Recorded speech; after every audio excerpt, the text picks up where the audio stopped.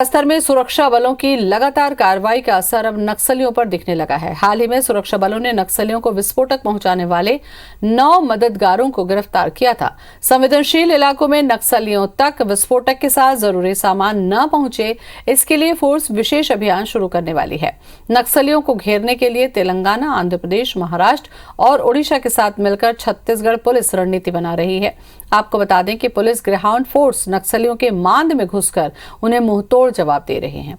Maharashtra, Telangana police ने छत्तीसगढ़ से मिले कई इनपुट पर बीते 3 सालों में कई बड़े ऑपरेशन दंडकारण्य जोन में किए हैं, जिसमें बीते 3 सालों में 58 माओवादी मारे गए।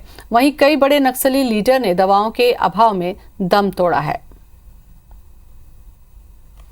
दक्षिण बस्तर सिक्योरिटी वैकम इलाका में सीपी मोदी संगठन द्वारा देसी रॉकेट लॉन्चर या ग्रेनेड इस प्रकार के जो अवैध तरीके से हथियार तैयार करने का पूर्व में भी कई ठिकानों पर पुलिस द्वारा छापामारी कार्रवाई करके उसका सामग्री वगैरह को जब्त की गए थे। आर्म्स सबमिशन भी जब्त की गए थे। ये कार्रवाई निरंतर रूप से जारी है।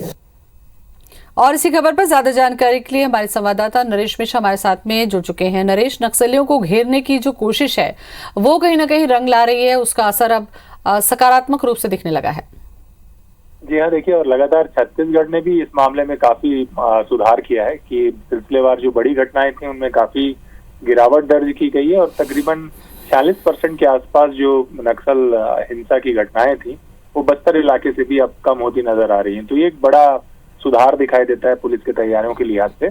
और पुलिस ने इस सिलसिले में इस दौरान कुछ दिनों पहले ही जो इंटर स्टेट कोऑर्डिनेशन है उसको रिव्यू भी किया है और उसके जरिए ये उसमें प्राइम टारगेट रखा गया है कि माओवादियों को दवाएं, हथियार और दूसरी जरूरी चीजें उपलब्ध ना हो। इसके लिए कैसे नियंत्रण किया जा सकता है, इसको लेकर भी एक व्यापक रणनीति पर काम किया गया है।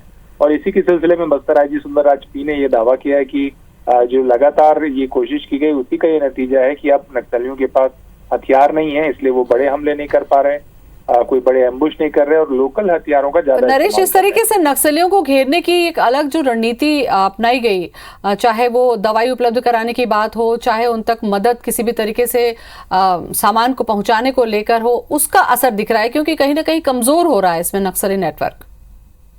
जी हाँ, देखिए, बिल्कुल। और सबसे बड़ी चुनौती यही थी कि देश की राजधानी कहलाए जाने वाले दंडकारण्य जोन को कैसे नियंत्रित किया जाए और यही इंटर स्टेट कोऑर्डिनेशन के असर से भी दिखाई दे रहा है। आप देखिए, महाराष्ट्र बॉर्डर पर सिलसिलेवार कई मुठभेड़ें हुई जिसमें एमएमसी जोन तक को नुकसान हुआ दंडकारण्य के अलावा।